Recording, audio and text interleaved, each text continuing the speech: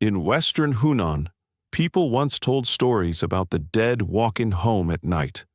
Not ghosts floating through the air, not vampires hunting the living. Bodies, covered in black cloth, faces hidden with yellow talismans, moving through mountain roads after midnight, while a corpse master rang a bell in front of them. This is the legend of Xiangxi corpse driving, one of the strangest and most famous death traditions in Chinese folklore. And the disturbing part is not only the idea that the dead could walk. The disturbing part is why people wanted them to walk. Because behind the horror image, there was a very human fear, dying far from home and never being buried with your ancestors. Xiangxi is a mountainous region in western Hunan. In the old days, travel was difficult. Roads were narrow, villages were far apart. Many people left home to work, trade, hunt, gather herbs, or make a living in dangerous places. Some died far away. For their families, this created a painful problem. In traditional Chinese belief, returning home after death mattered deeply. A person should be buried in their native place, close to family, close to ancestors, close to the soil that gave them identity. To die in a distant place and be left there was not only sad, it felt spiritually unfinished. That is where the legend begins.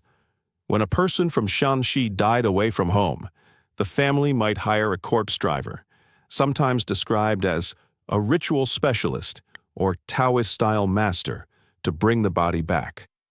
In the popular version of the story, the corpse driver did not carry the dead in a normal coffin. He used spells, talismans, bells, and secret techniques to command the bodies to rise and follow him. The journey happened at night.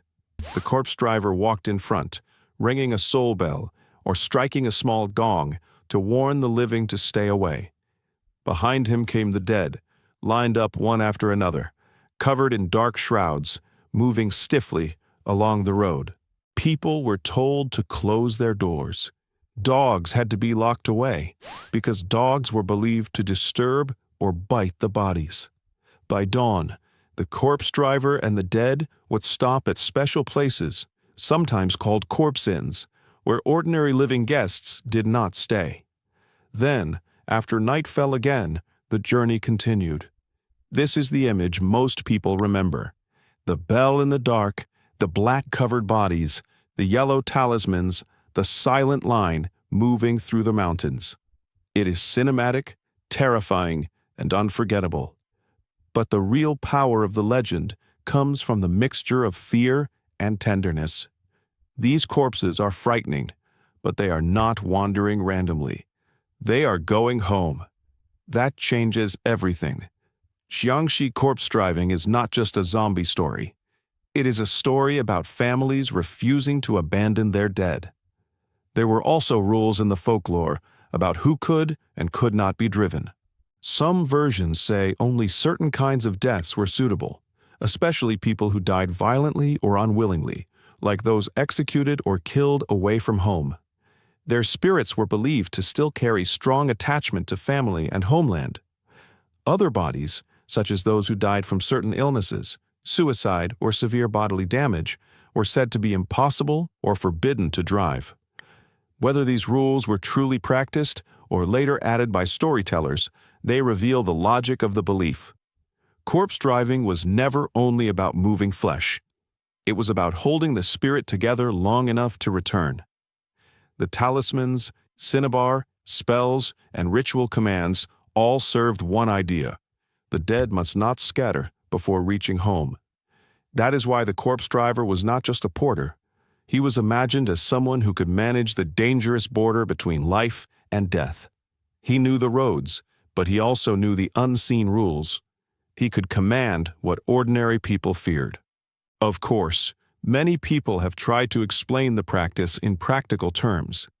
Some say the so-called walking corpses were actually carried by workers using bamboo poles hidden under large shrouds, making the bodies appear to bounce or hop from a distance. Others suggest that in some cases, bodies were transported in disguised ways to make the journey cheaper, faster, or less visible. Some explanations are more believable than others, and the historical truth is difficult to separate from folklore, rumor, and later media. But that uncertainty is part of why the legend survived. People did not only want a practical explanation, they wanted an image strong enough to express the fear of death on the road. And the image of the dead hopping home through mountain paths did exactly that. It turned transportation into ritual, grief into spectacle, and a family duty into a supernatural journey. This is also where the famous Chinese hopping vampire image connects to corpse driving. In many Hong Kong vampire films, the jiangshi moves by hopping with arms stretched forward, often controlled by talismans and ritual masters. That screen image did not come from nowhere. It grew partly from older ideas about stiff corpses, talismans, and corpse transportation legends like those associated with Xiangxi. But movie jiangshi are usually monsters. Xiangxi corpse driving is more complicated. The dead being driven home are not always evil.